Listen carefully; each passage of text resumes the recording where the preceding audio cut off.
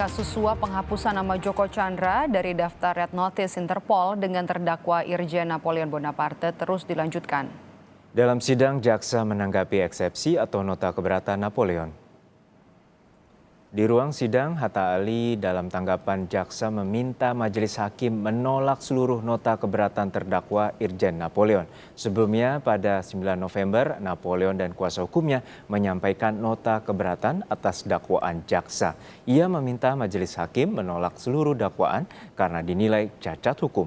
Pada 2 November, jaksa mendakwa Napoleon melanggar Undang-Undang Tindak Pidana Korupsi karena menerima suap untuk menghapus nama Joko Chandra dari Red Notice Interpol.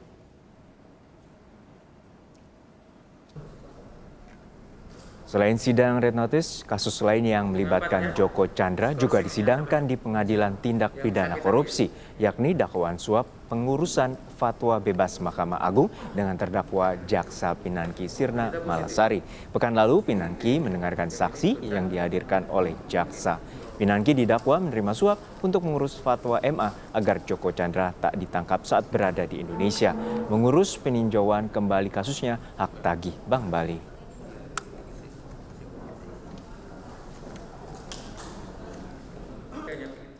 Lalu bagaimana jalannya sidang Irjen Napoleon Bonaparte? Kita temui rekan kami Tifal Solesa di Pengadilan Tindak Pidana Korupsi Jakarta. Tifal, apa saja poin yang telah dibacakan oleh jaksa menanggapi nota keberatan dari Irjen Napoleon Bonaparte?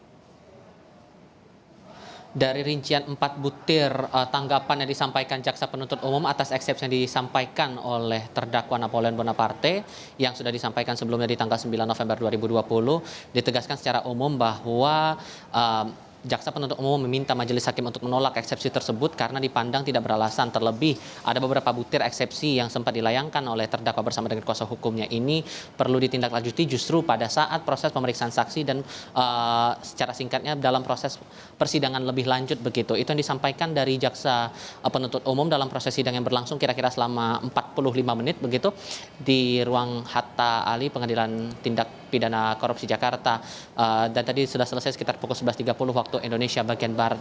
Nah, atas hal ini pula kami juga meminta keterangan ataupun juga statement dari Napoleon Bonaparte maupun juga dari kuasa hukumnya. Tadi apa yang mereka tanggapi, apa yang mereka respon atas tanggapan jaksa penuntut umum tersebut. Mereka menyebut hanya akan menunggu bagaimana proses ataupun juga putusan yang akan diambil dari majelis hakim nantinya, apakah kemudian sidang patut untuk dilanjutkan atau justru akan dihentikan begitu, karena mereka mengingat atau masih menegaskan bahwa proses dari penelusuran kasus ini sampai ditetapkan sebagai tersangka lalu barang buktinya dan sampai dibawa ke pengadilan sampai dengan saat ini pun masih dipandang cacat hukum. Terlebih ada satu hal yang mungkin masih menjadi perhatian dari Napoleon dan juga kuasa hukumnya berkenaan dengan bukti terima uang sebesar 200.000 dolar Singapura dan juga 270.000 dolar Amerika Serikat yang sampai saat ini pun belum tampak begitu. Uang tersebut yang sempat disampaikan dalam dakwaan jaksa disebut-sebut diterima oleh Napoleon Bonaparte lewat perantara Tommy Sumardi, tapi dari pihak kuasa hukum menyebut penerimaan uang tersebut sama sekali tidak ada kaitannya dengan Napoleon Bonaparte. Ini masih berkeras disampaikan oleh kuasa hukum atas dakwaan yang disampaikan oleh jaksa penuntut umum. Nah, dari hasil tanggapan tadi kita akan menunggu bagaimana tanggapan dari majelis hakim lewat persidangan yang akan dilangsungkan minggu depan di hari Senin tanggal 23 November 2020 mendatang, Juno.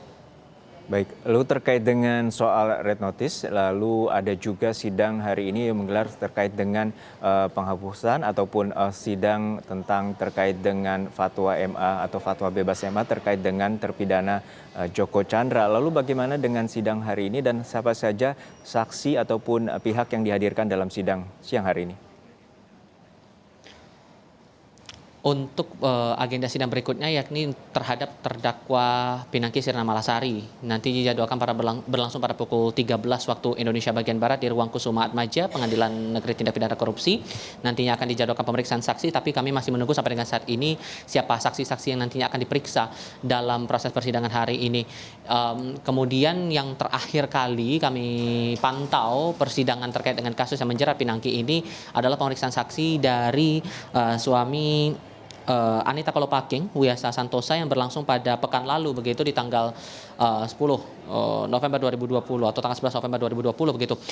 Saat itu dalam persidangan disampaikan bahwa atau dalam dakwaan lebih dulu saya sampaikan bahwa Pinangki sempat menyerahkan uang 50.000 dolar Amerika Serikat kepada Anita Kolopaking untuk memuluskan proses dari penerbitan fatwa. Baik, tampaknya rekan kami Tifal Solesa mengalami gangguan teknis di Pengadilan Tindak Pidana Korupsi terkait dengan sidang yang menghadirkan Irjen Napoleon Bonaparte dengan agenda terkait dengan pembacaan dakwa terkait dengan eksepsi ataupun nota keberatan yang diajukan oleh pihak Irjen Napoleon Bonaparte dan juga sidang lanjutan lainnya terkait dengan pengurusan fatwa bebas MA terkait dengan terpidana Joko Chandra dengan terdakwa jaksa sidang Pinangki Sirna Malasari. Ya, saudara beralih ke informasi lain, saudara perseteruan di media sosial